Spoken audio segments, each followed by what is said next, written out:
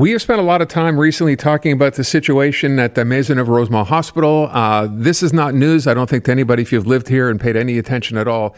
It is the busiest hospital in the province, and for whatever reason, the plans to rebuild, remake the hospital seems to have fallen. I don't want to say on deaf ears, because I know there's money set aside in this most recent provincial budget, but it doesn't seem to be very specific at all. So we thought we'd look into that. Dr. François Marquis is head of intensive care at Maisonneuve-Rosemont. He is on the line.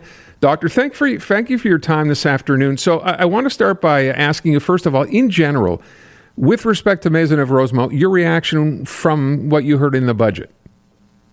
Well, actually, we're all pretty sad and disappointed, because I think that everyone in Quebec actually thought that the government would put Maisonneuve-Rosemont on top of the list, because, like, for obvious reason. And, you know, it was so obvious for everyone in the population that, you know, it's a shock. And now we have to absolutely fix it, because there's no way we cannot proceed to building the hospital. So first of all, with respect to rebuilding the hospital, this is not news. As I said, we've been talking about this for a while. Between 2024 and today, we're talking 2 years. What has happened? Actually, it's very sad. So what was supposed to be completely rebuilding the hospital was already cut down to basically just rebuilding the main pavilion, the main building of the hospital, which is absolutely essential, because that's the really part that there's no way you can upgrade or rebuild or whatever, that we have to restart from scratch.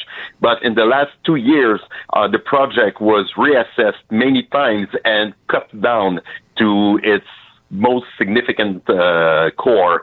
So when we hear the government saying that, you know what, I think we can still upgrade, or we can do a better project, well, the answer is no. We've been doing that for 2 years, and there's no way we can cut more. And now it's just getting like dangerous.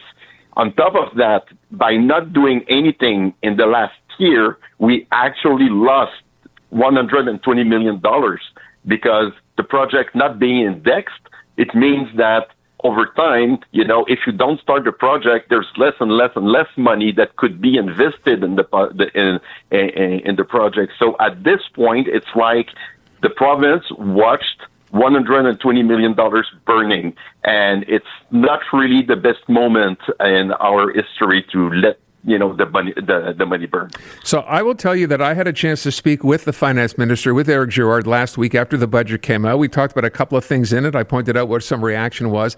And I specifically pointed out comment last week after the budget came out from Maisonneuve-Rosemont. Listen to this clip and then give me your reaction. We are increasing funding for l'hôpital Maisonneuve-Rosemont by billions of dollars.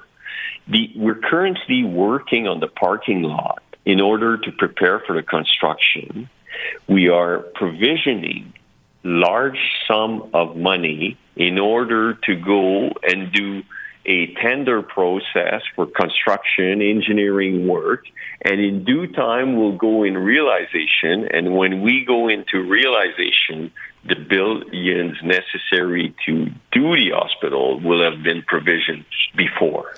With all due respect, Minister, this is not a new plan. It's been there since 2024, and the head of the Maisonneuve-Rosemont Hospital says he'd been hopeful there would be money in this budget to just begin major work. But you mentioned the parking lot. What about the hospital? There is billions with an S for the hospital in this budget. We do not disclose these amounts for competitive purposes. We do not want contractors to know how many billions we have to build the hospital. So I will tell you, Dr. Marquis, I've never heard that before about not wanting people to know how much it was going to cost. What's your reaction to what you just heard? Well, very mixed. So first, without even saying the amount, why is it so difficult to write down in the budget that now Maisonneuve-Rosemont is in the realization phase? Just writing that, because it means a lot for us. Not because we move forward, is that the PQE, a graveyard part where the project is kind of waiting, and during that time, as long as it's not in the realization part, it can be modified. And usually in Quebec, being modified means being cut. So just saying that we actually moved and, putting that in writing into the realization phase doesn't remove any of your advantages, for the contractors and everything, but it means that for the Quebec, it is going on. And on top of that, this being, Maisonneuve-Rosemont being in the realization phase was announced by Mr. Dubé during the last visit. So it was said, remember when he came to the hospital in front of the bulldozers and everything, said, well, no, we are realizing the project. And the reason why they told us, it's not done, they said because you haven't fulfilled all the obligations with the paperwork. But that happened because a few weeks ago they decided to ask more questions and ask us to change some of the plans. So it's easy to say that you're not ready to go into the realization phase when actually a few weeks before the deadline we ask you for different things.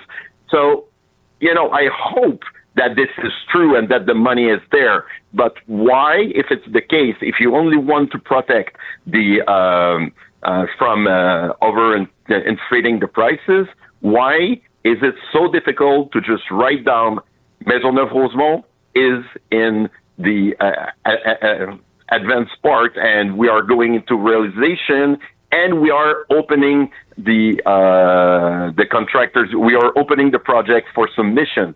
This is really, really easy to put down in writing and doesn't remove any of your competitive advantages. If you pardon, to me, it sounds like the government is just skating, right? It's a plan followed by another plan, but actually nothing gets done. Exactly. And as I told previously, we are right now exactly at the same point we were a year ago. The only difference is that the whole population of the province lost 120 million in the hospital that is there for their care and, is not being built. I would ask you if you're optimistic, but I don't know if that's a fair question to ask, given the fact that, we've just talked about, this budget not really having anything significant for the hospital. So do you have future meetings or negotiations planned, or what's the process? Well, I'm not part of the negotiations or the plans because I'm critical care specialist, so I'm working with the patient.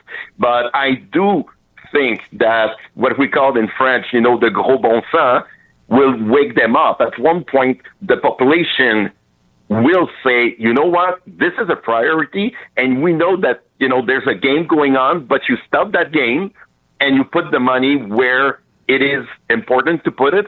This is a priority for the whole province. It's not just something for the eastern part of Montreal.